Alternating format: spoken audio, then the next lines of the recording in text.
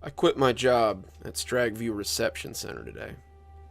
I've been a correctional officer for about a year now, and I find the job exciting and rewarding at times. I had been discharged from the military about 2 years ago for medical reasons, and as the bills piled up and my funds shrank into the double digits, I knew I had to find some work. The state was paying COs good money with excellent benefits, and they generally hire military guys over civilians. I put in an app and started my new and exciting life as a correctional officer within a month.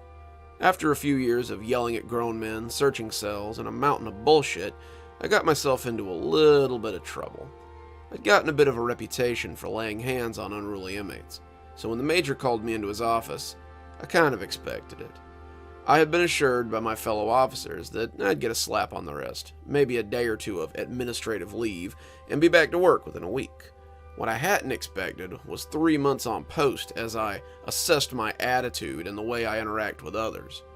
For those who don't know, post is about the most boring assignment in all of corrections. You spend your nights in a vehicle, driving around the perimeter, trying not to fall asleep and crash your car into a ditch. It's tedious and unfulfilling work, given to older officers, incompetent officers, or officers in need of a good slap on the nose. I was understandably upset about this development, but as there was nothing I could do about it, I swallowed my pride and prepared for my 3-month stay in purgatory. Had I known what would happen to me out there, I'd have turned in my badge on the spot. I was met at the gate by Sergeant Mathis on what was my first night on post. I'd seen Mathis a few times since I'd started, but I don't think I'd ever spoken to him. Mathis is old even by DOC standards, and he's been riding post for the last 10 years of his career. To hear some of the other officers tell it, he used to be some badass on the compound, but he was sent to post after getting injured and just never came off it. He rides post every night, continuously roving up and down the 2-mile track, never missing a night. He looked about as thrilled to see me as I was to be here. Post may not seem as difficult as working on the compound, but you're the prison's first line of defense in many ways. They've put you on Route 2 tonight, the back line, so just be sure you're ready for 12 hours before you head out. He let his hand slide along the bed of the battered old Ford Ranger, like a rider stroking an old and willing steed. So, what do I do on post exactly? I know I patrol every 15 to 30 minutes, but other than constant patrol, he said, rounding in sudden anger. He got very close to my face before I realized it, and his eyes were huge and staring. I took a few steps back from him, and the side mirror slapped into my back, making me jump. His face was wooden, ghoulish in its intensity, and he seemed on the verge of punching me. He seemed to realize what he was doing, and took a step back. You want to patrol constantly. If you're always moving, then nothing can sneak up on you. Also, make sure you leave your cell phone in the car. I know some of you younger officers think no one will notice if you bring your phone to post, but trust me when I say you don't want any lights out there. No dome light, no headlights. Just use the light poles to navigate, and you'll be okay. I raised an eyebrow at him. Okay from what?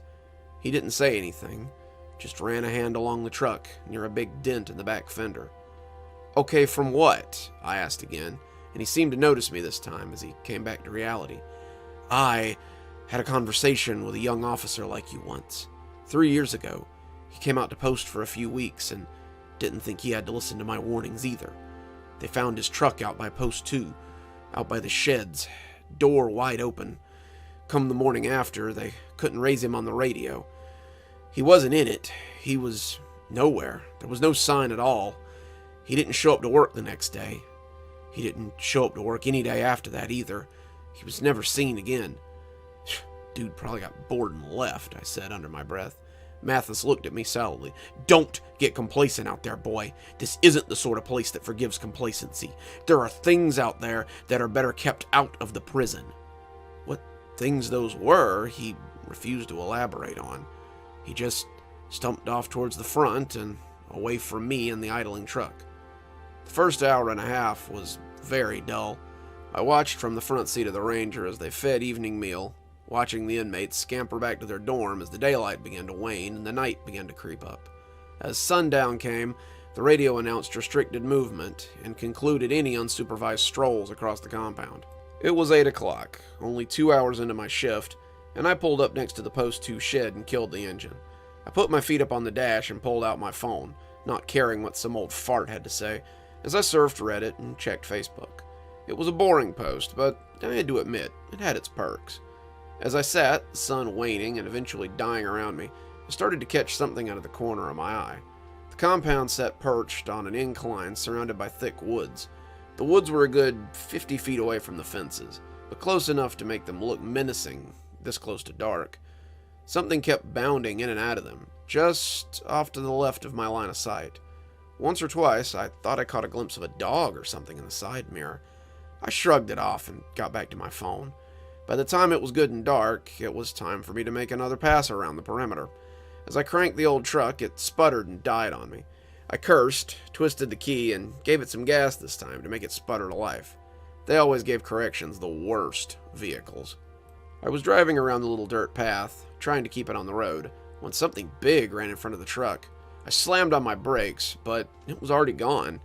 It had been on the fence side of the road, running for the woods. I'd only gotten a quick look at it as it loped past.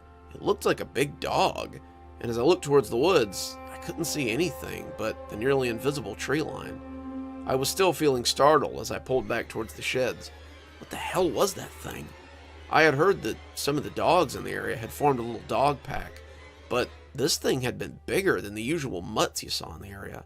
I parked and turned off the engine again, pulling out my phone to clear my head. 10 minutes of social media later, and I had calmed down a little. I hadn't forgotten about the big dog thing, but I decided that I'd blown it out of proportion. It was just a dog, nothing to worry about. When I looked back at the clock, I realized it was already 10 o'clock. I cranked the truck again and was just about to pull out of the road again when something hit the side of my vehicle. I had reached for my monster in the cup holder just before the hit, and I cursed as the drink spilled all over my shirt. I shook the sticky liquid off as I looked behind me, thinking I had clipped the shed somehow. What I saw was a new dent in the back of the truck, and no sight of whatever I had hit. If the dent hadn't been there, I would have thought I had imagined the whole thing. I got out and looked around, but there was nothing to see. Just a dent in the fender, and the oppressive darkness around the shed. After doing my circuit again, I pulled back up to the shed in a pretty foul mood. I felt sticky and miserable. I was covered in energy drink, my ass was starting to fall asleep, I needed to pee like a racehorse. I looked around for a bathroom, but there were no bathrooms to be seen. I wondered where the other drivers went when they needed to go. Probably carried a bottle or something. I looked around fretfully and finally decided to just go behind the shed. It was hidden pretty well, and I doubted anybody would see me. I stepped out of the truck, leaving the door open and the engine running, as I walked behind the shed to do my business. I had barely started when I heard something slam into the side of the truck. A stream of hot piss joined the energy drink on my shirt as I jumped about a mile. I turned to see what had hit the car, just as a second loud crash shattered the passenger side window. I got myself zipped up and rounded the shed, expecting a large dog or a bird. What I found was much worse. Between me and the door, its massive shoulder resting against the dent, was something that was part mountain lion and part nightmare hound. Its skin was midnight black, chitinous plates that creaked when it moved, with a long snout full of sharp teeth that dribbled over its jaws. Its eyes were non-existent, and its feet were home to long, sharp claws that had sliced a line in the side of the Ranger. It turned that eyeless head on me and opened its mouth to loose a loud, angry sound that immediately sent me running. My boots clapped against the dirt road as I ran for my life. As I ran, my mind raced, trying to form a plan that didn't involve trying to out-sprint this thing for a half a mile. I could double back to the car. It wasn't that far away, and there was a radio and a shotgun in there that I could use to call for help and defend myself. No matter how big this thing was, a load of buckshot to the face was likely to leave it in a bad way. Yeah, it probably hadn't left the shed yet. I was sure I could turn around and make it back before I heard it snarl right behind me then, and I didn't have to look to know it was less than a foot away. I sprinted, running flat out, and if I'd fallen, I'd have been dead. I hadn't run far when my back exploded in agony. I wanted to stop, wanted to see how bad it had clawed me, but I knew I had to run. I ran, the spotlights offering me islands of light in the glowing darkness, and as I ran flat out, I heard its heavy footsteps behind me veering out of the light. It didn't seem to like being in the light, and I used this to my advantage, putting on a burst of speed every time I left one of the islands of safety. I could see the curve that would take me around the fence and back into the prison's front area. There would be people there, guards in the control room, doors to hide behind, people that would shoot this thing and let me live another day. That was when I tripped. I fell hard on the dirt, rolling as I fell and covering my head with my arms as I came to a stop. I just knew that it would be on me now, tearing me apart, and I quivered as the seconds ticked by with no ripping pain. Something fell across me then, some bright flash that blinded me, even beyond my closed eyelids.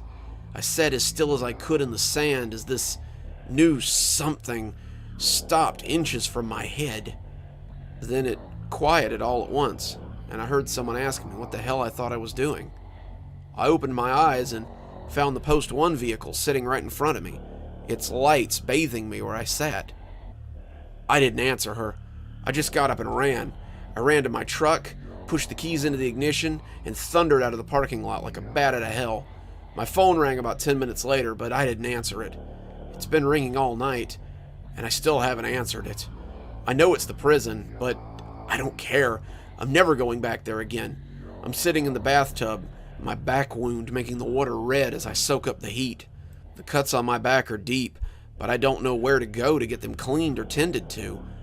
I don't know if I ever want to leave my house again. What I saw tonight, I stumbled across something I can't explain. I'm not going back to work, but if you take my place, be sure to listen to that old man when he tells you to continuously rove. If you have to go to post, make sure you follow the rules. Don't stop. Don't bring anything out there that might draw its attention. And don't get out of your car for any reason. Otherwise, they might find your car out at post one morning, after whatever lives in the woods finds you first.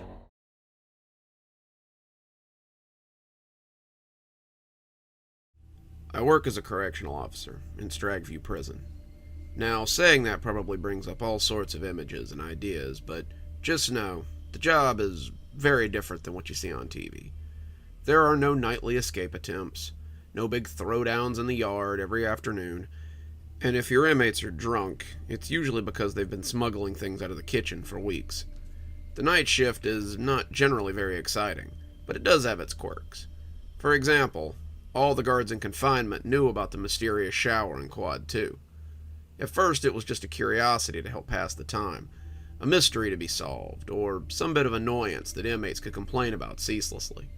No one could have known how bad it would get in the end. I've been an officer in confinement probably since I got certified.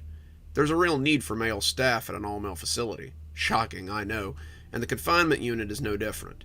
Typically the crew is small, each filling a desired need. My temperament was thought to be beneficial in a unit generally occupied by hard asses, and so I was assigned to the unit to fill that role. In the 2 years I've been here, I've seen and heard some things that you don't usually see on TV. I've heard hits planned out through the back grates and the windows. I've had all manner of things thrown at me through the flaps, which we push their food or their clothes in through. I've been called some pretty colorful names. I've stumbled across my fair share of bodies, too, hanging or bleeding, which needed immediate medical attention.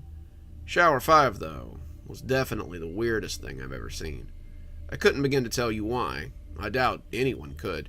But sometimes when you put an inmate in Shower 5, they would reappear in Shower 3. For those unfamiliar with how prison quads are set up, let me explain. Each quad holds 28 cells, 14 on the top and 14 on the bottom, accessible by catwalk.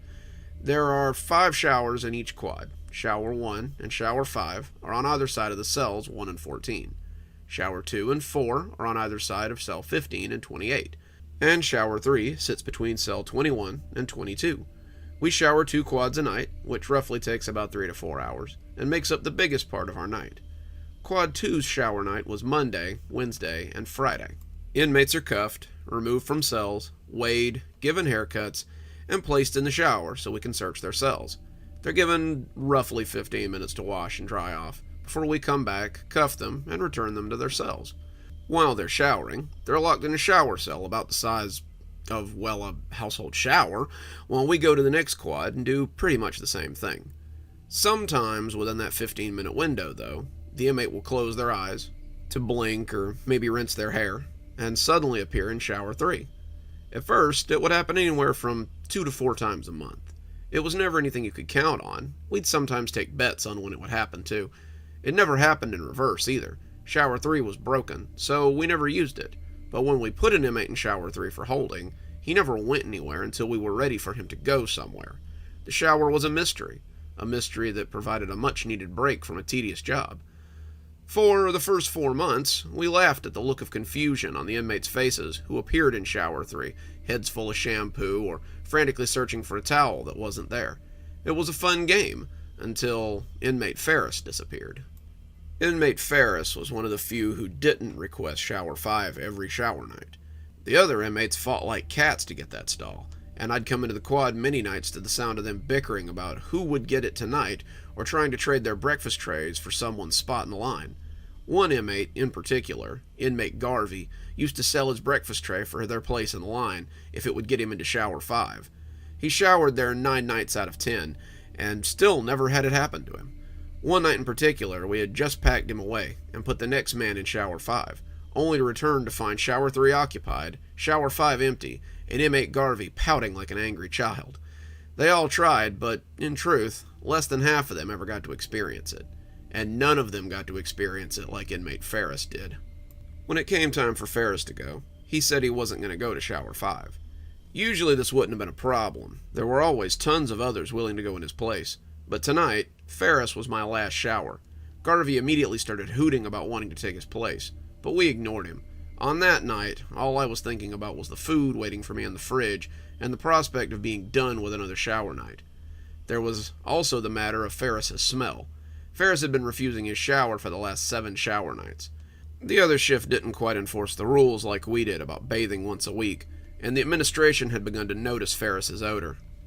They had sent down the order after their latest inspection that Ferris would shower tonight, on his own or with assistance. "Look, Ferris, you're going in that shower. It's the only one I have available, and you're my last shower."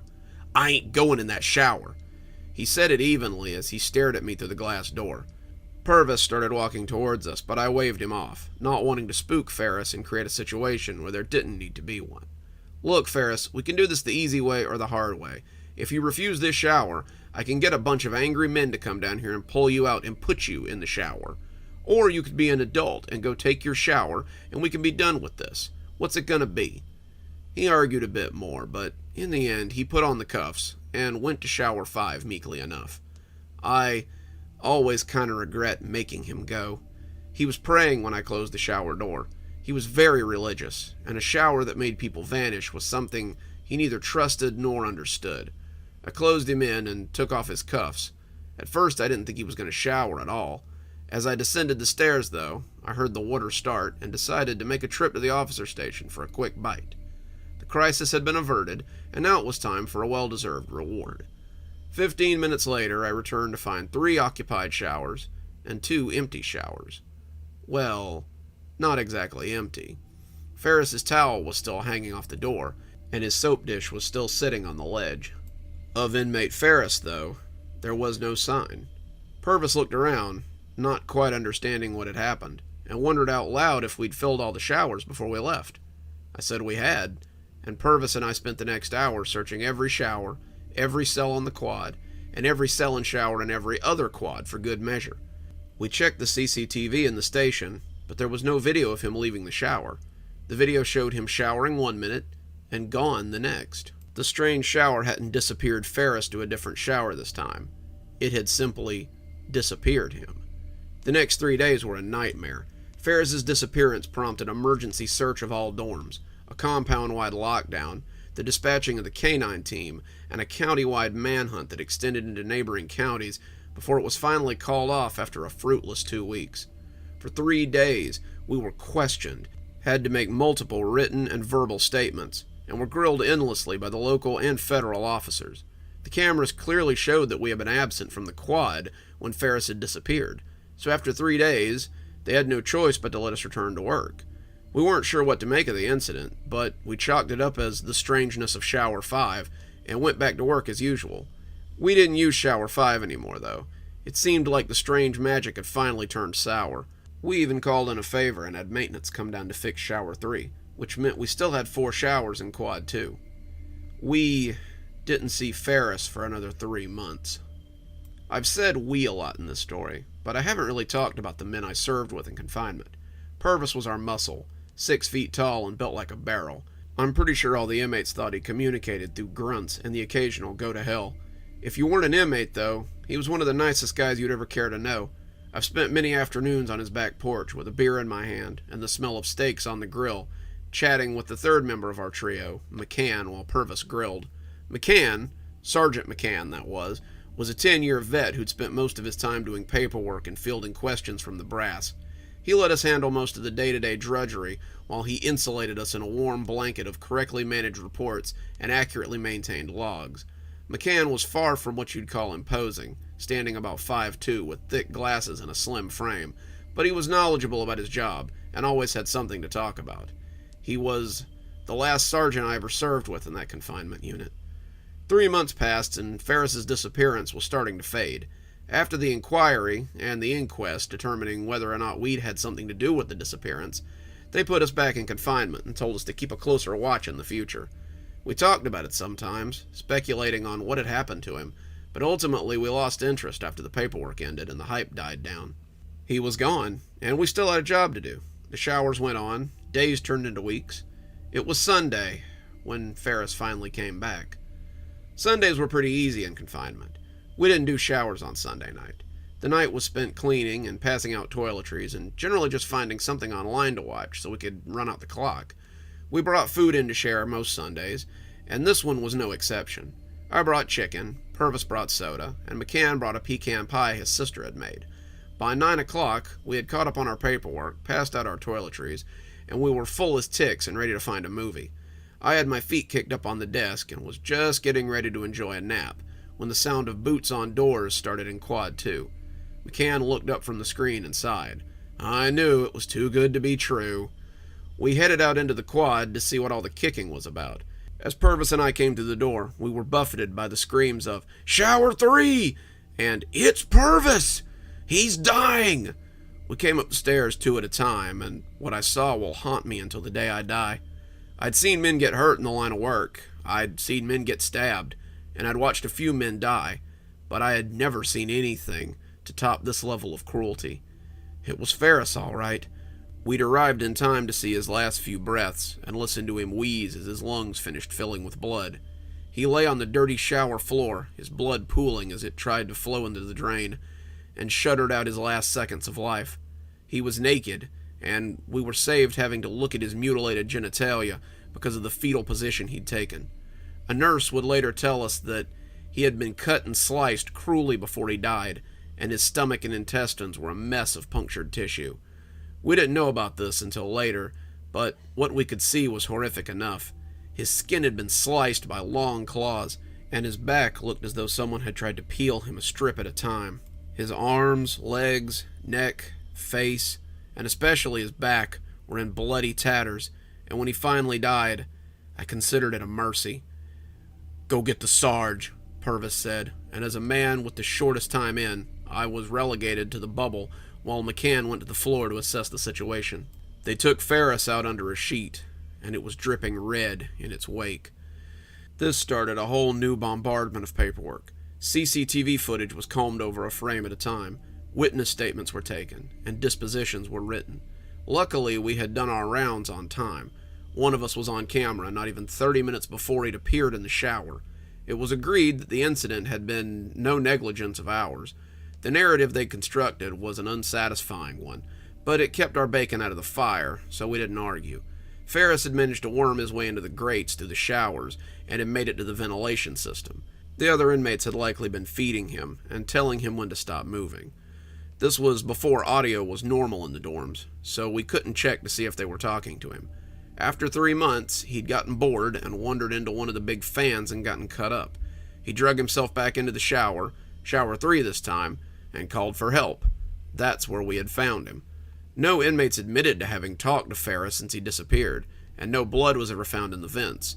But this was a much better narrative than a shower that kept sending inmates from one shower to another. Sometimes, administration just wants paperwork to look good. Making sense was secondary. After that, no inmate would go near Shower 5. It spread the compound seemingly overnight, and any inmate that came into Quad 2 would refuse to go into that shower. We were more than happy to oblige this request. One more weird occurrence and they'd pull us all out and separate us between the other dorms. We all liked being where we were, and we were in no hurry to get sent somewhere else. For the next few months, we kept a low profile and tried our best to keep the disturbances to a minimum. If we needed a reminder of the incident, all we had to do was look at the red stains on the floor of Shower 3, the ones that no amount of scrubbing could get rid of. We managed to keep the weirdness to a minimum for about a month, before it came completely off the rails. Purvis and I were conducting showers in 3 and 4 when they brought in our latest wild child. Everett was what we'd call a frequent flyer. Had we known he was coming in, we'd have put him in the cell we'd just released him from 3 days ago. He'd gotten into another fight, probably over gang politics, and now he was sitting in the sally port again, cussing up a storm. When they asked us where we wanted him, we didn't even think about Shower 5. We told them to just put him in a shower on the other side and we'd deal with him later. I don't know if he said something to them or not, but they later told us that they loaded him into Shower 5, leaving the cuffs on because he was being combative. We finished showers later that night. Just about the time my butt hit the chair, I remembered Everett.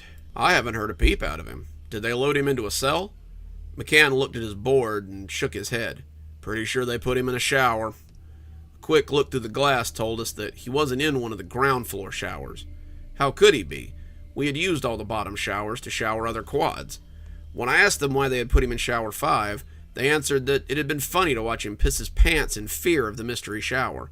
It was less funny after the events of that night.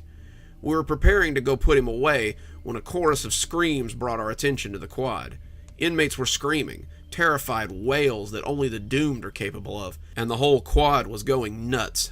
We could all see the door to Shower 5 heaving and buckling as something slammed into it with a machine-like rhythm. That wasn't like any kicking I'd ever heard, and added to the screaming, it put me on edge. Shower 5 had become something sinister, something not altogether understandable, and I did not want to see what new horror it had in store for us. I started to move, despite my apprehension, but McCann stopped me. "I've got this. Call the captain and get some help down here while we see what's going on." His action saved my life that day. Sometimes I wish it hadn't. He and Purvis left the station in a hurry, piling up at the door as they hunted for keys. They came through the door, one behind the other, as they mounted the steps in a flurry of motion. They were at the top of the stairs and heading towards the shower when the door buckled outward. That door was reinforced metal, and whatever was on the other side had separated it from the hinges. The hinge hung lamely, concrete still clinging to it, as something dark and groping tried to climb through the hole. The snapping mouth glistened in the overhead lights as the creature scrambled and pushed to be free of the prison. I saw Purvis take a step back, bumping into McCann as the two tried to process what was happening. All thoughts of calling for help had fled me as I watched the events unfold.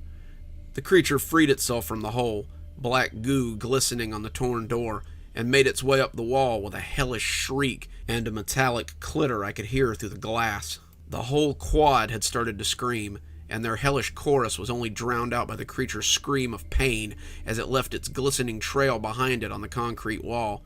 The two officers, my friends, stood like statues as the thing swung its eyeless head from side to side. It seemed to be confused by all the screaming, the sound bouncing off the concrete, and I thought they might escape as Purvis took another tentative step backward. That's when McCann started screaming. I'd seen McCann face the most hardened of inmates, seen him hold the line during the last summer's riots as we held the gate against a dozen screaming inmates. But this creature was too much for him. He screamed, and it cut across the hellish sound of the quad like a knife through butter. The creature then turned its eyeless face towards him, and the front of its bulbous mouth split open to reveal lines of serrated teeth. It loosed a high-pitched sound like a piece of farm equipment stripping its gears, and leapt, coming stickily off the wall. Its path took it straight into Purvis, who was frozen in front of the screaming sergeant. It rode him to the ground, knocking McCann off his feet, and the strange mouth ripped itself open to reveal rows of glistening black teeth. Its mouth dove, and it tore chunks of flesh out of the screaming man as McCann scooted backwards in a state of sheer terror. He reached for his gas, the small can of chemical spray that is usually our best defense against aggressive inmates, but his hand seemed unsure how to break the seal that held it in the holster, or even whether or not he wanted to. The creature, meanwhile, was wolfing down gobbets of the quickly exsanguinating Purvis. Purvis was not a small man. I had seen him lay hands on men who would have given me trouble, and put them on their faces as easily as someone subduing a child. Purvis was straining against the thing as it tore bloody strips out of his shirt, his undershirt, and his chest, but his biceps were losing purchase, and he was starting to weaken. The creature raised its muzzle all at once and bit down on his face, engulfing the man's head in a single bite. As Purvis kicked and thrashed under it, I saw McCann get to his feet and run for it. The catwalk had 2 points of egress, and McCann seemed to think that if he could get to the other side, he could elude the creature and put the solid steel door between them. He almost did it, too, until the creature looked up from the stripped skull it was chewing on and heard him running down the stairs.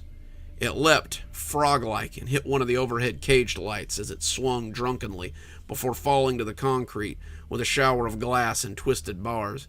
As it fell, the creature leaped off it and caught McCann in the back as he ran for the door. The door is framed with 2 large glass windows that stand about 25 feet high, so you can glance out at the quad and see what's happening at any given time. The creature slammed into McCann and plastered him against one of these windows like a bug. His nose broke, his glasses shattered, and as he slid down, I could follow his progress with the trail of blood he left. The only thing visible was one hand, spasmodically grasping at the impenetrable barrier between him and his freedom as the creature devoured him. I didn't know what to do. I just stood there with the phone in one hand, dial tone blaring at me, and the radio in the other hand, putting out the same good-natured chatter as it usually does this time of night.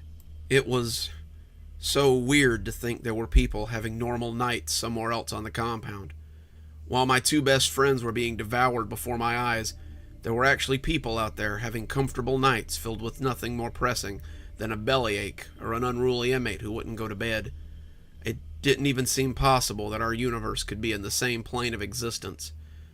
I think that's when my mind snapped. Or maybe it was when I looked up from the radio and saw the creature looking at me, its eyeless face staring straight at me, that my mind simply unraveled. I let the phone slip out of my hand, let the radio clatter to the desk, and I simply curled in a ball on the floor. I don't know how long I was there, but when I came back to myself, the captain was shaking me, and all hell had truly broken loose. They had come in after I didn't answer the radio. They had used the emergency keys to come into the station and found me on the ground in a catatonic state. They had looked out to see the blood splattered on the windows and feared that a riot was underway. They had assembled their response team, a 7-man team with riot gear, and proceeded into the quad. As I looked out into the shadowy hellscape, I could see that several of the cells had been opened somehow, and there was a lot more blood on the floor than I remembered. The remains of body armor and broken shotguns lay everywhere, and the lights in the quad seemed to be in a constant state of flicker. The team had gone in and been attacked by what they thought was a mountain lion. They had been ripped to shreds in a matter of minutes. Only the team leader had managed to escape after throwing a flash grenade in the thing's face. It had batted the door a little while trying to get at him, but had eventually gone back to eating the remains of the 6 other members. The team leader said it looked like some of the inmates had been killed, though he couldn't figure out how it had been getting into the cells. They looked to me for answers, but I had none. The team leader joined me in a fetal ball in the corner, while the captain made calls for backup. I sat in that station for the next 2 days, nodding off when sleep finally took me, and watching as the state police and animal control tried to figure out how to get this thing out of the quad. After the 3rd police officer was ripped to shreds, we got a visit from someone higher up. The warden came into the station, looking nonplussed and calm as ever. He had a sit-down with the captain and the chief of the state police, who had made my station his command center. He told us that the quad was to be quarantined until further notice, the reflection on his glasses making him look as inhuman as the creature.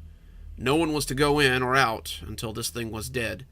Captain asked him what we should do about the men trapped inside, men who hadn't eaten in 2 days, and he simply shrugged and said if they were in there, then they were as good as dead already. That thing isn't going to let anyone out once it's in there, and a rescue attempt isn't going to do anything but lose you more men. Don't worry, though. We'll make it so no one who's gone through the door ever existed. The warden led the chief out after that, and all the state police went with him. It was just us in our own little world again after that. He was true to his word, too. McCann and Purvis were unmarried bachelors, so they just disappeared one day after work. Of the 27 inmates who'd been in that quad, I don't know. Their files were gone when I came back. Their DC numbers and CDC records expunged, and all the cells were open and empty. The doors to Quad 2 have been sealed shut, the doors welded closed, and caution tape has been draped across it. I was offered McCann's position as confinement sergeant, and I took it. I didn't take it because I wanted it, but because I felt like it was my sacred trust to guard against that thing every night. I've never seen it during the day. It doesn't seem to like the light, but at night you can catch glimpses of it in the darkness as it stalks the rats and roaches that still live out in the quad. The new officers they put back here always ask me what happened in Quad 2, but I never tell them the whole story. If they knew, they might try to get in and get its attention, adding more blood to my hands. I've seen officers come and go in the last 10 years, but I haven't told anyone about the incident. My captain's a major now, at another facility. Everyone from my old shift has either quit or moved on. I alone keep my vigil here every night. Sometimes I see him in the semi-darkness, looking at me, thinking. After 10 years, I imagine he's hungry for something more than rats. Maybe in another 10, he'll question how thick that glass is between him and the real meat. When he does, I'll be here. I'm still shaking. I can't believe what I've been a party to tonight. I was told to record, so I did. I didn't know how it would all shake out. How could I? Now I'm facing an investigation and may even have to go to prison myself. All because the bastard told me to keep recording. I work as a correctional officer in Stragview prison. As a male, most of my time is spent working in close management dorms or serving on special teams within the facility. For those who have never worked in a prison, close management is the kind of dorms you usually see on TV. Every cell is an 8x10 box where 2 men sleep per cell, with bunk beds set into the walls and doors that roll shut at night. I work the night shift, so life is usually pretty straightforward. After lights out, your charges are locked away until chow time in the morning. Other than hourly wellness checks to make sure that, no one's in distress, your hardest decision is which inmate to shake down for books or which corner to nap in until it's your turn to do a round. Our captain, Captain Rosend, is a nice enough guy who doesn't usually make our lives too hard. He's hard when he has to be, but he doesn't sweat the small stuff. I've seen him hold his ground in an emergency, standing against a quad of unruly inmates even when weapons were present. He's been my captain for about a year now, and my shift honestly couldn't have asked for a better one. On Monday, he wasn't the one to greet us after we'd had our bags and pockets checked in the security room. The captain that held our roster for the evening was a stranger. He had a head of thick, wiry gray hair and a beard to match. His thin build teetered on emaciation, and he had a pair of stormy eyes that seemed to be roving the crowd constantly. The group of COs that stood around the waiting area were utterly cowed by his menacing appearance. Even some of the sergeants seemed to be giving him a wide berth. I am Captain Peterson. Captain Rosend is ill tonight, and I am his replacement. His words had a quality that made me uneasy. He sounded like an old general in a war movie, addressing his troops just before all hell broke loose. He gave us our dorm assignments, and we all left in clumps as we discussed how odd he was. Sergeant Dack, the assigned yard sergeant for the night, was incredibly nervous about the prospect of having to work with him all night. He joked with the confinement sergeant, a mousy guy named McCann, that he might just come help him with paperwork instead. Turned out, there were a lot of us doing paperwork before the night was over.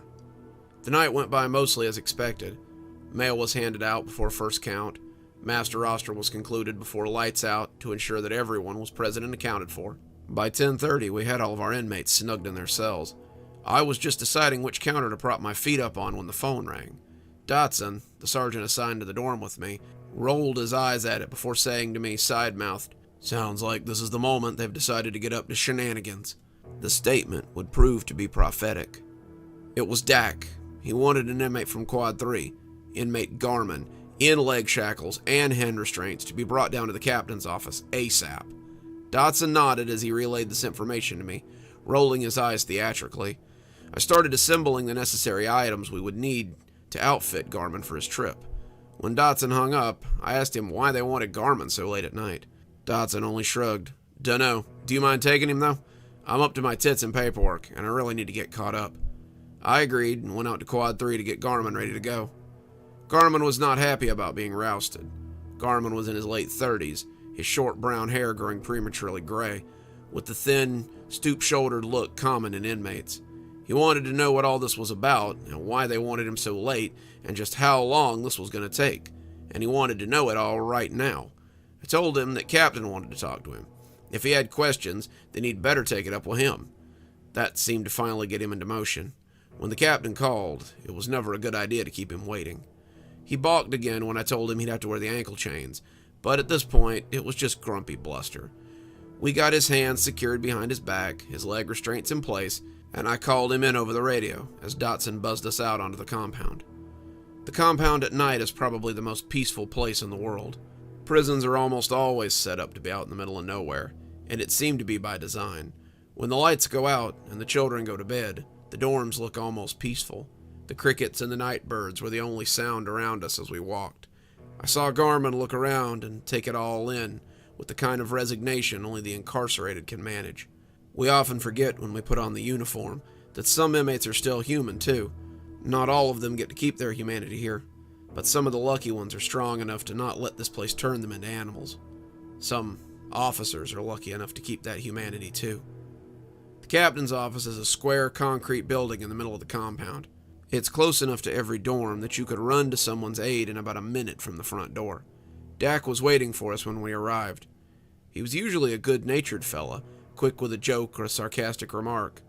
Tonight, though, he was standing over a little pile of crumpled cigarettes, and he looked haggard. He looked up at us as we approached and threw something to me that I almost dropped. It was the video camera that we used for disturbances. Anytime an inmate needed to be put on camera, you could bet that he was about to have a bad time. I had run the camera a few times, mostly to monitor inmates after they'd been sprayed with gas or slammed to the ground. I knew enough to figure out that this wasn't going to be an ordinary meeting. "What's this for?" Dak took a long drag off his Winston and added it to the pile. "Cap wants the meeting recorded." "Any particular reason?" I didn't like seeing Dak this short and out of sorts. "No clue, but would you please do it? Peterson, Cap, I mean, I don't want to spend any more time in there with him than I have to." "Why? What's going on, Dak?" I'm going to confinement to help McCann with paperwork. Come find me when you're done, okay?" "Dak, what the hell is going on?" Dak looked at me, and I could tell for the first time that he was scared. "That guy, he's not right, man. I don't know what it is, but I know that I don't want to spend any more time with him than I have to. Just do this for me, will you? Please?" And it was the please that really did it for me. I told him I would, and Dak slumped off towards confinement. I walked Garman in and knocked on the front door of the captain's actual office. The outer room held a computer, a copy machine, and a couple of filing cabinets that usually held people's lunch boxes or the crap that officers took from inmates. The outer office was empty, which was a first.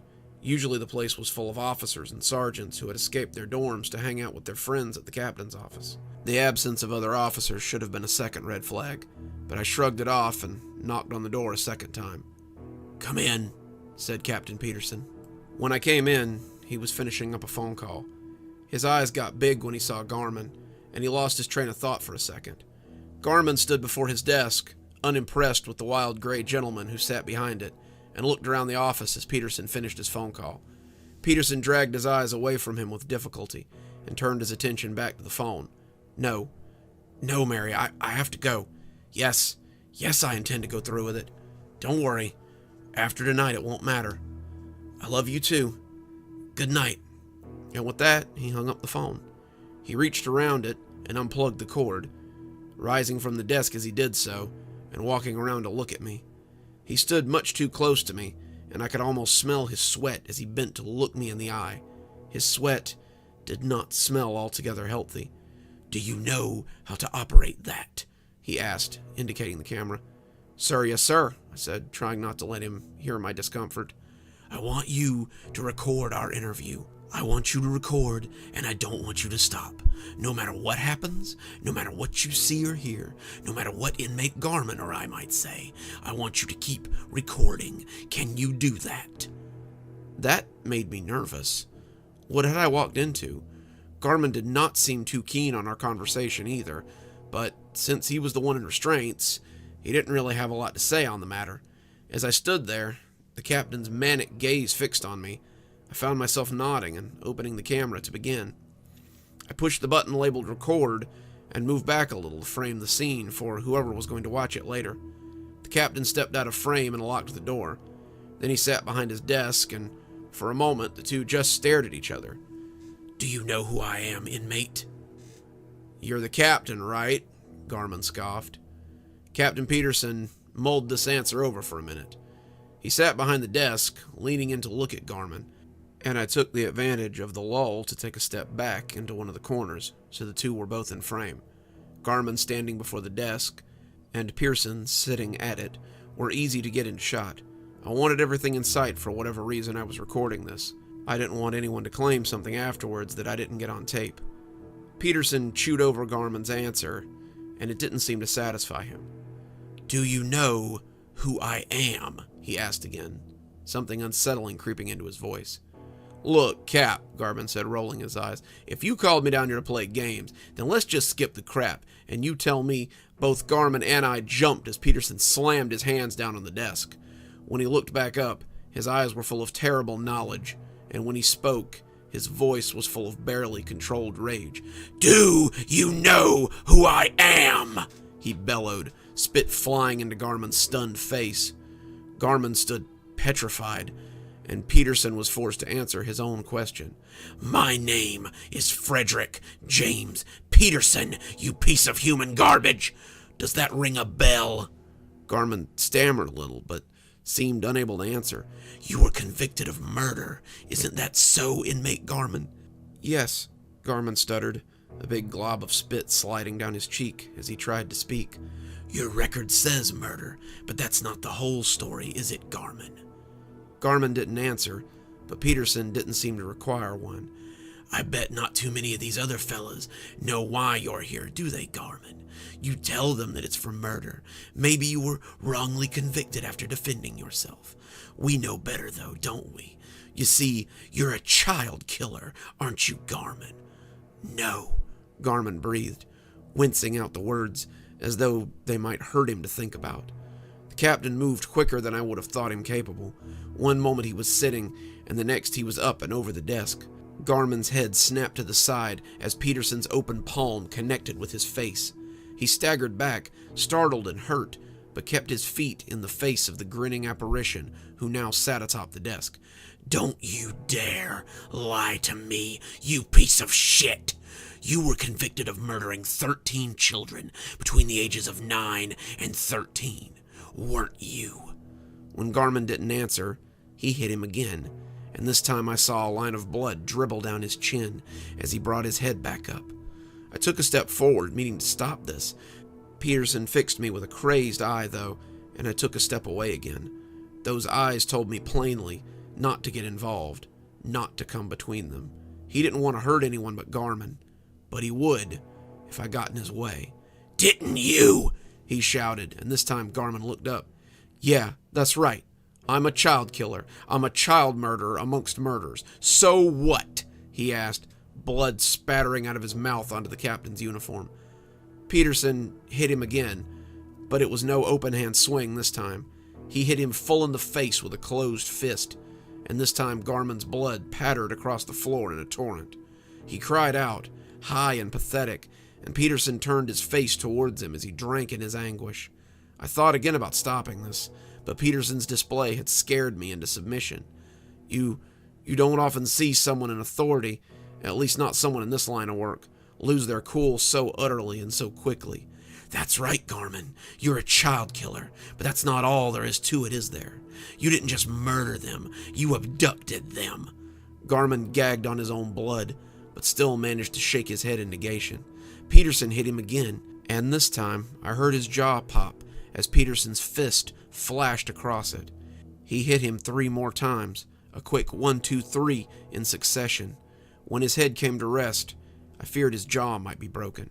Don't you dare lie to me, Garmin. You abducted them, you tortured them in your basement, and killed them as they hung crying from your rack. You sit in the chow hall, in the library, laughing with your little friends on the quad, and all the time, you know what you are. You know that you deserve to die for what you've done. Garmin had hunched down, trying to cover himself as the captain lunged at him again. Instead of his fist, however, he put a boot in his guts and sent him sprawling against the filing cabinets in his office. I heard his head connect with the metal box and saw the bright spray of red as his scalp broke open. I lowered the camera and tried to go to him, tried to stop this from escalating any further, but Peterson shoved me away and screamed at me to keep recording. The camera shook as I lifted it again. I wanted to stop. I wanted to leave, but I didn't want to leave the two alone. I realized now that my presence meant very little to him. I was merely a means to an end. At your trial, I sat in the gallery and prayed that someone would grant you the death that you so deserve. I prayed and prayed that you would feel the terror of waiting on the needle right up until they slid it into your veins. I wanted you to suffer as I had, as my Catherine must have before you. But at that, he took the inmate's shoulders and slammed him into the cabinet again. The blood flew then. Garmin's blood splattered onto the cabinet and flew onto the walls. I imagined I could see his skull beneath the torn scalp, and as I sank to my backside on the floor, I could do nothing to turn aside. My Catherine was beautiful. She was pure, and you took her from me. Then that soft-hearted judge gave you life. Life in prison. Did you give my Catherine life? No, you ended her life. I've looked for you for the last 5 years so I could give you the same thing you gave her. Finding you became a sort of mania in me, you see. When my wife left me, when my friends stopped calling, when my son went to live with her because he couldn't stand to see what Catherine's death had done to me, I blamed you and added just one more sin to your tally. As he stood, he took his frustration out on Garmin. The man was limp, unconscious if not already dead, but Peterson went right on abusing him. He punched him, he stomped him, he slammed his head and stomped his fingers. And by the end, the man looked like clay that had been worked over by an untalented child. I am your judge, Garmin, your judge, your jury, and your executioner. Garmin's blood had coated the overhead light, bathing the room in a pool of red. The spreading pool of blood from Garmin accentuated the room. Peterson hunched over Garmin's body, panting like a dog as Garmin slowly bled his life away. He rose, graceless, and turned to glare at me. His face was a mask, stained with blood and pits of viscera. He looked like an angry god, like some old totem unearthed by a violent storm, and as he approached, I was filled with a deep and resonant fear. He loomed over me, and I could see him putting those fists to work on me as I sat hunkered in the corner. He bent and took the camera from my numb hands. Then he left through the door, pushing it open and walking from the office like nothing had happened. That was, 12 hours ago. I sat in the office hyperventilating as the phone began to ring. I let it ring. I had no strength left after what I had witnessed, and the phone going unanswered brought Dak back to the office. When he saw Garmin slumped across the cabinet and covered in blood, and me cowering in the corner, he called the major. The police arrived shortly after that, along with the warden, the inspector, and internal affairs. I told my story repeatedly. By the 8th retelling, I felt ready to scream. No camera footage existed of the events in his office. He unplugged the camera in the ceiling, and the only footage on file is me bringing Garmin from the dorm to the office. Dak told me that Cap had wanted to speak with Garmin, and Dotson corroborated the call. That took my name off the top of their list, but it still didn't answer where Captain Peterson had gone. Captain Peterson, as it turned out, was the father of Catherine Peterson. Catherine had been Garman's last victim, and the victim that had finally seen him caught. However, Garman had information about a child sex ring that he had been selling tapes to in exchange for a lesser sentence. Garman had assaulted many of his victims on camera, and the videos had been netting him a high profit with that particular brand of pervert. He flipped on them, which allowed his record to say nothing about how he had murdered children. A dozen perverts off the street and one murderer behind bars for life was probably a fair trade in the court's eyes. Captain Peterson, though, had disagreed. They still haven't found Captain Peterson or the video camera. There's no footage of him leaving the facility, and the only way to get in and out is through the front gate. That means he's still on the compound somewhere. He's still there, maybe plotting violence against another inmate, perhaps just reviewing the footage like a scholar studying catechism. I had no choice, you understand. I had to keep filming. Even if I had stopped, it wouldn't have changed anything. The inspector didn't like that answer, but you see the truth of it. As I lay in my bed now, I can see the last image of Peterson superimposed behind my eyes. I see that blood-stained man coming towards me, and I wonder if I've indeed seen the last of him.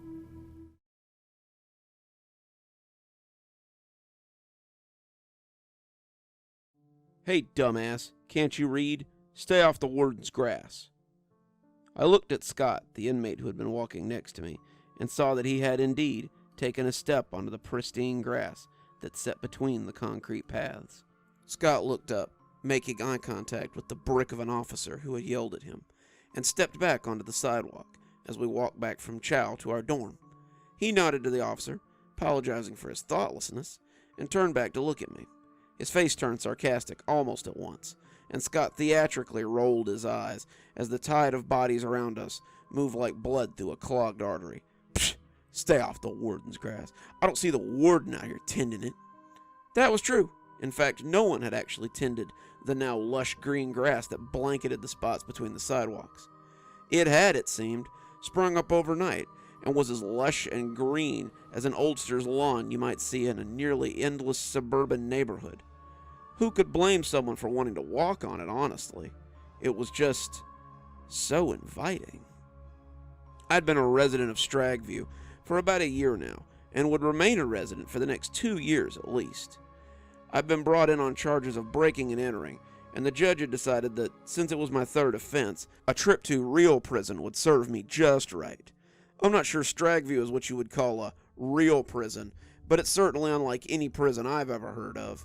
The whole place seems odd sometimes, and the old-timers tell me that this prison is sort of its own little world. Case in point, the mysterious grass. As a member of the grounds crew, I can honestly say that I have no clue how it came to be there. We're experiencing one of the hottest summers in living memory, and the grass had been reduced to mostly dirt and yellow ghost grass. Granted, it hadn't been real great before, but the riots last year had certainly messed it up. The dorm fire and the trampling feet had left most of it flat and kind of crappy looking, and all attempts to seed and fertilize it had been in vain. We had kind of given up on it. It was, after all, grass in a prison, and no one cares if it looks good or not. No one, it seemed, except the warden. I had grown to hate working grounds in the late afternoon, primarily because of the warden's attention. He had recently moved his office into the old tower that loomed over the compound like a monolith. The place was supposed to be full of rats. At least that's what I had heard, and I couldn't imagine anyone wanting to be there.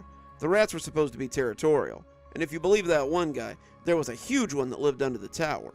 He had told anyone who would listen about it, right up until Henderson put him off inside grounds. Honestly, I'm not really sure what happened to him after that. At any rate, I was talking about the warden. If the rats in the tower bothered him, he never showed it. He worked up in that tower all night sometimes, and if it was overcast or the sun was going down, you could see him pacing around on the catwalk or on the top of the tower, watching inmates and guards scurrying about below. He would watch us on inside grounds sometimes, and I could swear that I could feel his eyes on me way too often. He watched us seed the grass, water the grass, fertilize the grass, and always with that look of disapproval on his pinched face. Then one morning, we arrived to find this lush sea of green grass where the old grass had been before. We had been speechless. We had been prepared for another day of watering and fertilizing, but now there was simply this collection of lush grass in between the sidewalks. Even Henderson looked shocked by its sudden appearance. Rory had taken off one of his work boots and stepped onto it and told us it was soft, like the grass his grandma's yard had when he was a kid. She had some kind of grass with a hard name to say, and Grandpappy kept it nice and green for her, he told us. Henderson had been summoned to the tower then, and had come back with a very specific set of instructions. No one is to step foot on that grass, he said, giving Rory a very hard look. We are to put out signs. Each one of them is in a specific location around the sidewalk, and we are not to step on the grass while we do it. The only way you are permitted on that grass is if you're riding one of those new lawnmowers. This is extremely important. Do not ever set foot on that grass. That's a direct order from the warden. And what if we do? Asked Jax, an imposing inmate who seemed to live to be contrary. Henderson gave him a hard look and said, Then I lock your ass in confinement, and we see how you feel about that. So we set out the signs, and only stepped foot on the grass to step onto the new riding lawnmowers the warden had bought for us to maintain the grounds with. I, for one, didn't like to ride the mowers. I was one of 4 inmates who was allowed to ride them, of course. Certain members of the grounds crew were deemed untrustworthy when it came to the mowers, so we had to take turns with them. Despite the heat and the drought, the grass constantly seemed to need mowing. You could mow it just before knocking off for the day, and it would need cutting again in the morning. The grounds felt strange when you rode over them. Henderson claimed it was the vibrations from the mower, but I know what I felt as it chugged over those small patches of ground. It was like being on a boat when something large swims beneath it. I guess I learned how right I was about it a week later. Scott and I walked back after we'd been chastised for stepping on the grass, and he muttered and griped the whole way back to the dorm. We fell in line with the rest of them as they tried to make their way back, and Scott seemed to seethe all the more as he waited in line. Scott was someone whose parents had probably never told him no, and it had most certainly brought him to this point in his life. He hated authority, but seemed overall cowardly once confronted by them. This was typical behavior for him, and I just rolled my eyes as he sat there muttering to himself. Just friggin' grass. Don't see why I'm such a dick. Tell me. I'll show. Just let it go, dude. No one is supposed to walk on the grass. Did you think they made an exception just for you? Hell, I take care of the grass, and I'm not even supposed to walk on the grass. It's so stupid, though. What possible harm could come from walking on the grass? Well, if you do it, then other people will think they can do it. Pretty soon, the grass looks like crap, and then I have to work twice as hard to make it look nice. Maybe they just want something nice for a change. I don't know, but it's a rule, and we have to follow it, no matter how stupid we think it is, I added with a little wink. It's so stupid, he raged. You just know the guards are out there laying in the grass after they put us up for the night. Why the hell can't they just let us have something nice too? I agreed with him, but silently I doubted it.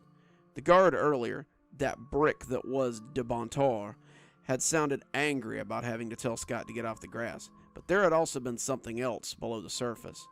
Had it been fear? Not fear of a reprimand, but maybe fear of something else?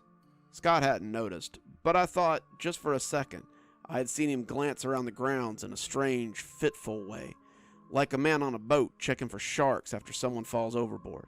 Henderson looked around like that sometimes too, his usual placid face watchful as he worked. He shouted more and lounged less, especially when someone tried to walk on the grass.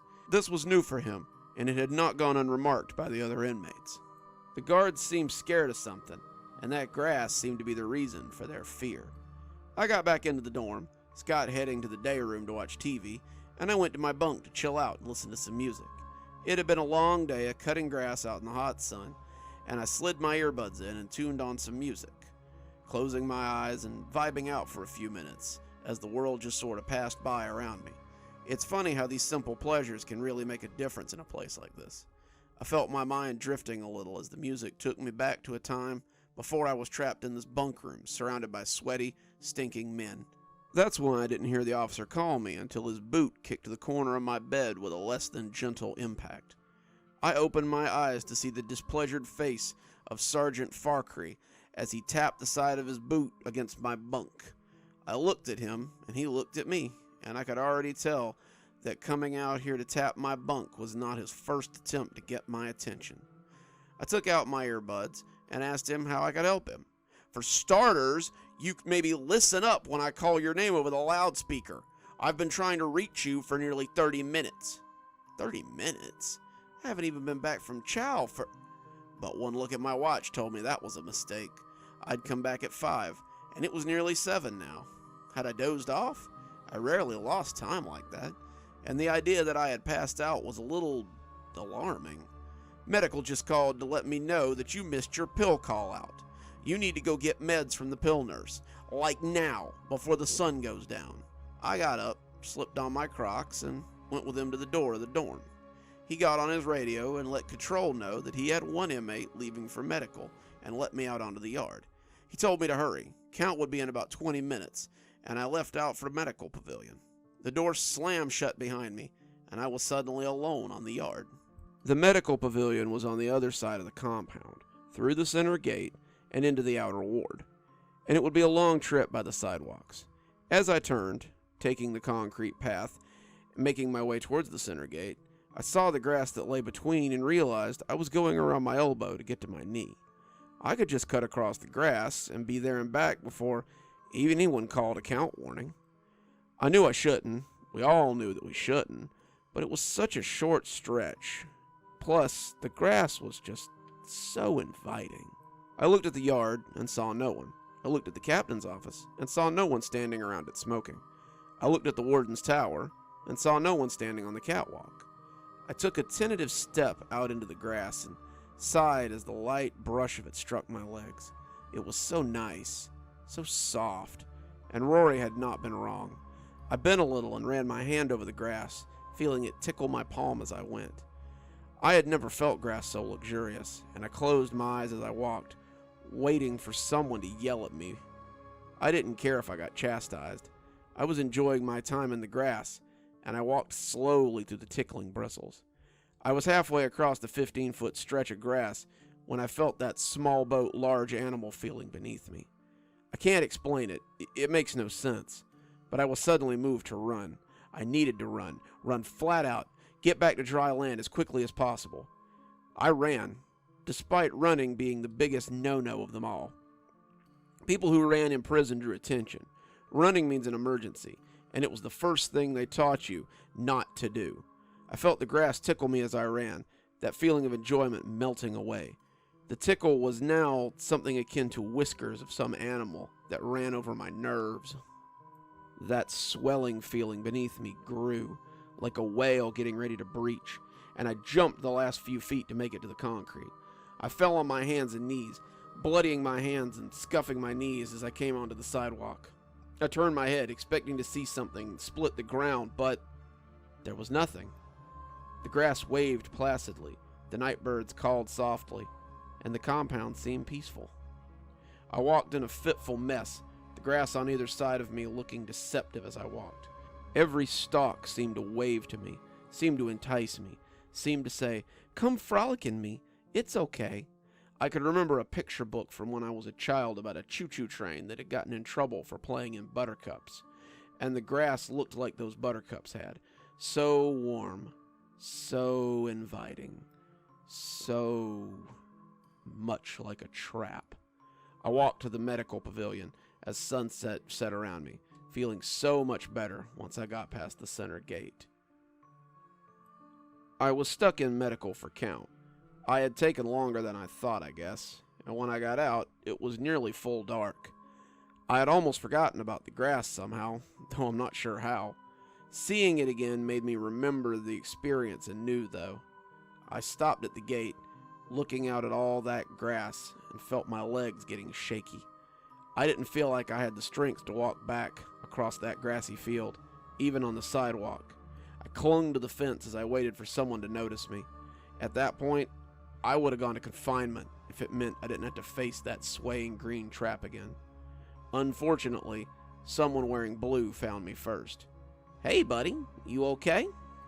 I turned and found Jensen, an inmate I knew from around the compound. Jensen volunteered to work inside grounds sometimes, and was just an all-around nice guy. He lived in a different dorm than I did, but he was well known for being a hard worker and a go-getter. He appeared to have been coming out of medical, and I remembered that he was an orderly. He was probably just getting off of work, and he looked around the yard as the post lights came on, bathing the grass in a bright light. "Looks like a pretty night. Need a hand back to your dorm?" He could clearly see that I was in distress, and his first impulse seemed to be to help me. I thanked him, and the two of us started making our way back to my dorm. As we walked, he babbled on about a long old day, and I must have looked half crazy as I walked beside him and craned my neck around in paranoia. I felt like something in that grass was watching me, and it seemed odd that there were no guards around either. Where the hell was everyone? Inmates weren't usually allowed to just stroll along after dinner time. The absence of guards made it all seem worse, and I found myself turning my head fitfully as we walked. When we came to my dorm, I sighed and turned to thank Jensen. I felt pretty silly now, being spooked by whatever that had been, and I hoped Jensen wouldn't tell people what a friggin' scaredy cat I had been. I had acted like a damn child, and now that I was back at my own door, I couldn't imagine why I had been so spooked. "No problem at all," Jensen said. "You know, since no one's out here, I think I'm gonna run back through that grass and get back to my dorm. It looks so soft, like that grass my dad used to fuss with back home." I tried to warn him not to, but he took off running towards the stretch between my dorm and his dorm. I saw him slip off his Crocs as he got to the edge and run barefoot into the tall grass. I watched him go, my warning dying in my throat, and I felt even sillier as he made his way through that luxuriously tall grass. Jensen didn't seem to have any qualms about the grass, and I was almost jealous as he walked barefoot through that tall, soft grass, right up until something breached the ground and swallowed him in a single bite. It dove back down like an orca picking off a bird from the surface, and the ground and the grass looked just as it had before. The officers came running when I started screaming. They came from the captain's office and from the dorms and from all over to see why an inmate was out after dark and screaming like a lunatic. They drugged me off to a show cell in medical, and I spent the next few days eating food off a styrofoam tray and gibbering about grass monsters and Jensen's disappearance. They let me sit in there for 3 days, raving and ranting, before the warden came out of his tower to have a look at me. I can still remember him sitting there in his pinstripe suit and little gold glasses, staring hungrily at me through the glass. "I understand you saw something the other night." I nodded, preparing to speak, but he cut me off. "I'd suggest that if you ever want to get out of this place, you forget what you saw and go right on cutting that grass and not thinking about it. Oh," he said before turning to go, "do continue to tell your friends to stay off the grass, though." My hospital stay was almost a month behind me now, and I've nearly convinced myself that I hallucinated the whole thing. Every time I notice Jensen is gone, though, I remember and have to resist the urge to go batshit crazy all over again. I wouldn't even be writing this, but I need someone to get me out of here after what I saw today. I can't stay here another minute, not knowing what I know. I was on my mandatory day off. We get at least one a week, and I was walking the track on the rec yard. I used to play basketball, or lift weights, but these days I seem to be just listing through my stay here like a ship with no rudder. I was circling the track by the back fence when something caught my eye and made me leave the track for the grassy area in between. Normal grass, yellow dead grass, not that weird grass like out on the compound. Not that weird grass like I saw beyond the fence. I started walking towards the fence, ignoring the guards who yelled at me as I wrapped my fingers around the cold links. I could hear them calling me again, but I barely noticed. Outside the fence, butting up against the woods themselves, was a thick wall of tall grass. It was lush and green and unending, and as I watched, the grass rolled like a tide as whatever resided within it moved about, looking for its next victim. So, Mr. Mason, if any part of this letter reaches you, I beg you to get me a transfer somewhere else. Otherwise, I might not make it out of these walls alive.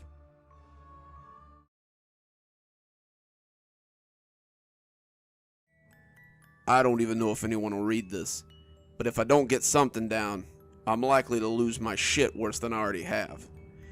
I am prisoner B68954, but you can call me Brad.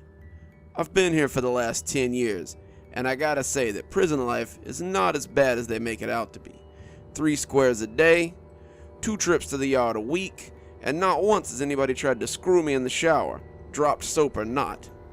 This place is weird though, and I should know. I've spent a lot of my life in and out of places like this. I went to juvie when I was 11 for beating another kid nearly to death. The court said it was assault, but if they'd seen what he'd been doing with my little sister, and him 14 years and bigger than her, they'd have given me a medal. But since my little sister refused to testify, and his friends said he hadn't done anything, I got 3 years in juvenile rehabilitation. Juvenile rehabilitation is a fancy word that grown-ups use for a place where older kids rack you over daily for being littler than them, and your life is basically a living hell. I've seen some things that would wreck your whole life in there, but I survived, and when they let me out at 14, my real career began. I was in and out of jail and juvenile rehabilitation centers for the rest of my teenage life. Breaking and entering, assault, drugs, public intoxication, and truancy were a few of their favorites. But if they'd known the other stuff I got up to, they'd have locked me away and thrown away the key. Once I was 18, I found my true calling as a bank robber. Some of the guys in the gang I ran with had lofty ideas about getting rich and getting out, but it was all about the thrill for me. At my trial, I was accused of robbing 18 banks throughout the state, but the system was off, big time, once again. I'm pretty sure it was more like 27 banks, but it gets a little fuzzy after a while. I'm not sure it counts if you rob the same bank more than once. I may have robbed 30 banks, but I can honestly say that murder wasn't my bag. The lady at number 26 who got shot was a fluke. She startled me, friggin' old broad, and the gun just went off in my hand. I never learned whether she lived or died, but after that job, I got sloppy, and that's why I'm here. Stragview Correctional Institution has been my home since, I don't know. As far as prisons go, it's not too bad. Chow's alright. Not the best, but alright. On the yard, the guys there give me some distance while I pump iron or run the track. And if I want to join a basketball game or something, I'm always more than welcome. There are gangs, there always are, but I decided when I first got here that I wasn't going to be part of any prison gangs. I'd keep my nose clean and my head down and serve out my time. Plus, it's nice to not to have to sleep with one eye open while you wait for that shiv from a rival gang. I take my shower, go to my court-appointed anger management, don't make trouble in the yard, and generally keep my nose clean so I can get paroled. It's a good system, but man, it feels like I've been here a million years sometimes. At least, until today it did. C.O. Hanscom and C.O. Bright came to get me for a head shrinking session today. I started to refuse, but it never seems to do any good. Every few years, they stick me in with some head shrinker who tries to get me in the right frame of mind for parole hearings. They talk a lot of talk about how I need to wake up to my situation and make better choices once I've paid my debt to society. It's a crock of shit, of course. I know for a fact they don't let murderers out of here, and even if they did, they certainly don't let murderers, bank robbing, career criminals out of prison early for good behavior. The parole hearings are usually just as much of a shit show as the therapy sessions. They bring me in front of the board, and I charm them and tell them that I know what I've done and that I'm sorry, and basically what they want to hear. Then they say, well, this is a model inmate who's ready for re-entry into society. And then I get taken right back to my cell, and my whole day seems to start over again. They never change around here. Nothing ever changes but the Friday special. At least that's what I thought. Hanscom and Bright wouldn't tell me anything about this new shrink, but that's okay. I like both of them pretty good. They're good guys as far as screws go. It's weird how every time I see them, though, I feel like I've met them before. Hanscomb's a mystery. Big, lanky guy that doesn't say much. But Bright's no mystery at all. He looks like Tommy B, a fella I was in a gang with back in my teenage days. These two could have been brothers, maybe even twins, and it's always comforting to see a familiar face in here. The two lead me to a familiar little room and unlock the door so I can meet this new shrink. It's a lady this time. I've had female shrinks before, but this one's a real babe. Tall, long legs, really fills out that pantsuit, with long blonde hair that she's turned into ringlets. Except it's weird, but I get this weird feeling around her when I look at her. She's real familiar, but it's also kind of a guilty feeling I get. Like when you see your mom naked, you get a little hot. She looks at me over the top of her librarian glasses, though, and I can see that all she's feeling towards me is another success story. She's got some things I'd like to make a story out of, but thinking about her and me together makes me feel weird again. There's just something about her that makes me feel wrong for feeling that way. It makes me defensive, almost at once. Hello, Bradley. How are you feeling today? Her voice is light and sexy, very appealing. Brad. Nobody calls me Bradley since my mom died. Her face registers momentary pain, but she hides it well. Okay, Brad. My name's Catherine, and I'm here to prepare you for my next bullshit session with the parole board, right? She quirked a delicate eyebrow. Do you not want to be paroled? She asked, and it wasn't in the angry way they usually ask. Coming from her, it sounded like she was genuinely interested. Maybe disappointed, kinda. Lady, I say, but she cut me off immediately. Catherine, I find the idea that they'd let a guy like me out of prison hilarious. Why is that, she asked, not taking notes in favor of staring into me in that way with those way too familiar eyes. Well, Catherine, I'm a career criminal. I've been in the system longer than I've been out, and that makes for a very high turnover rate. Plus, I'm pretty sure they don't let people who murder people out of prison unless it's in a body bag. Who said you were a murderer? She asked. I laughed, but it came off as more of a scoff. Kathy, you ever shot somebody at close range with a shotgun? She shakes her head, and those sexy corkscrews bounce around a little. No. Well, I'm here to tell you it doesn't end well. I shot that lady close enough to vaporize her, and I saw how much blood was on the floor after I ran.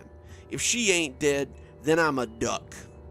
Well, you better start quacking then, because your victim survived. I sat back a little. You serious? She looked back at my guards and asked them sweetly if they couldn't give her a moment alone with me. Bright warned her that I was likely to jump her the second the door closed, but she only glanced over and asked me if I'd ever do such a thing. I told her I wouldn't, and she turned back and told the guards she'd only need a few minutes. Hanscomb and Bright looked at each other, and after a few seconds' contemplation, they both left.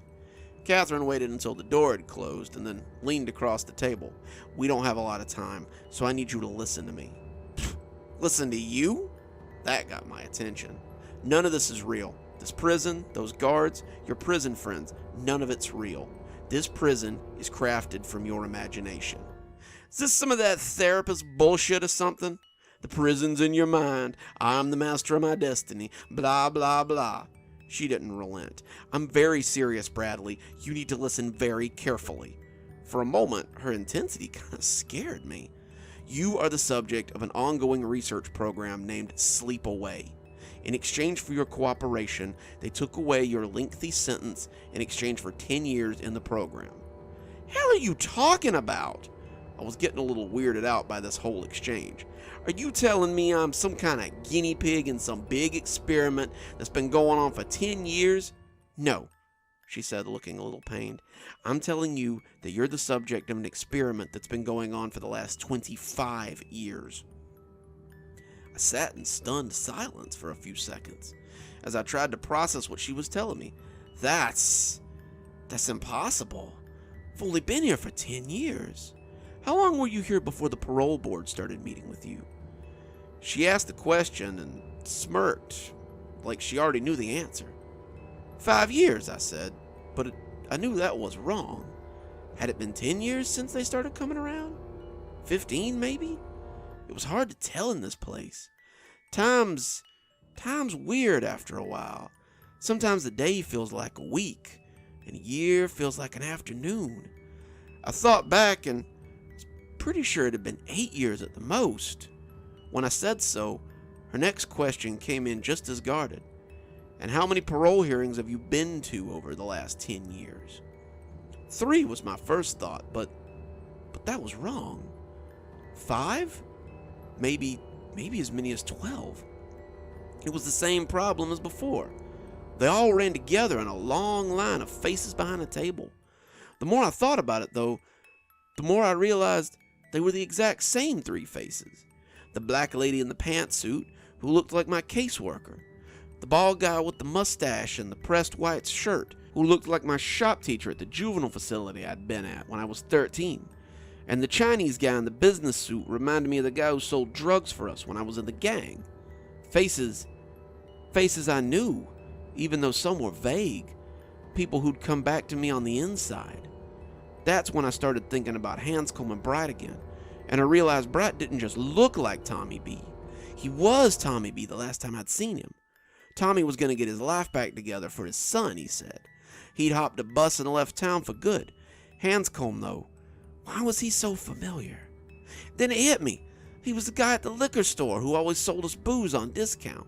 But then who was this therapist? I'd never seen anyone like her, or had I? I'd wager I look pretty familiar too, don't I? That made me shiver a little because I'd been thinking that exact same thing. I bet if you thought hard enough, thought back to the day you were in court, you'd realize I looked just like your little sister. I felt sweat breaking all over me. She was right. Kathy. When I'd seen her in the court that day, I didn't even recognize her. I'd let my mind wander to the hot little number in the front row a few times. I'd had fantasies about running my hands through those corkscrew curls, feeling her skin under my hands, anything really to take my mind off being in court. When she'd taken the stand and they'd identified her as my little sister, though, I felt like I could just puke right there. Man, I'm a hardened criminal and all, but I ain't into that. I felt more ashamed when she told them how I'd always been kind to her, beating up that boy who tried to grope her, making sure she had money, taking care of her and my parents when they couldn't be bothered. Thinking back, I had to wonder if maybe she was the reason I was in this program at all. I sat there, stunned, and when she leaned across the table towards me, I leaned away a little bit. I don't look like this anymore, Brad. Life's been hard for me since you went away. You've been inside for nearly 26 years, and if I'd known you were stuck in purgatory, I'd have come to help you 15 years ago. I felt tears welling up in my eyes. Kathy? Is it really you? She reached across the table then and took my hand. I'm sorry, Bradley. I'm sorry I didn't stand up for you when we were kids, the way you stood up for me. But I'm trying to make amends. I'm trying to get my big brother back before it's too late. Too late? Too late for what? Can't they just pull the plug and let me out? No, Bradley. Pulling the plug would kill you. But there's a way that you can get out. All these parole hearings were put into place to release you from the program. Your mind has been returning you to that cell all these years instead of releasing you. You are the one keeping yourself trapped here, Brad, not the technicians. And you're the one that's going to have to let yourself out. How? I asked, already falling into desperation. I was never smart, never good at stuff like this, and the thought of thinking my way out of this thing made my head hurt. A part of my mind still argued that this was all crap. The shrink was just trying to mess with me. But if that was the case, then how did she look like Kathy? How did she know how I felt when I looked at her? How did she know so much about things that I'd only ever thought about? The technicians sent me in for only a short time. As far as they're concerned, the experiment is a success. 9 candidates waking up out of 10 is fine. 1 in 10 is an acceptable margin for error when you're dealing with people classified as undesirables. If I come back and you don't wake up before the end of the day, then they're gonna pull the plug and you'll die. When I leave, though, your guards will come back and they'll take you before the parole board. When they say you can go, you have to go with them. No matter what happens, you have to go with them, okay?" She stiffened for a minute, as though listening to something that only she could hear. Finally, she turned back to look at me. "They're bringing me out. Don't forget, you have to go with the parole board if you want to live. You have to go with them, Bradley." Then, before my eyes, she started to fade out like someone being beamed up in a bad sci-fi movie. "I love you, big brother." She said it just before she disappeared entirely. Then they took me back to my cell. Bright and Hanscombe walked me back to my cell, where I paced and worried about the coming meeting. I had to go with them, no matter the outcome. I had to go with them. I had to get out of here. This would be my only chance at escape. And if I were going to get out of here, if I were going to get out of my own head, the moment would be now, and it would be fleeting. But the moment never came. I've been sitting here for hours now, and no one has come to get me. I'm banging on the door, trying to wrench it open, screaming till I was hoarse, but no one has come to get me. I found this stack of paper on the table with a pen, and I started writing all this out, so maybe there would be some record of the last few hours of my life. I don't know what's going on. Maybe my mind is still trying to keep me here, or maybe they never ran the program to bring me out. But if anyone ever reads this, if anyone ever sees this, please do me one favor. Tell my little sister, Catherine Swain Cooper, that I love her, and I thank her for trying to help her stupid, worthless big brother escape the unescapable.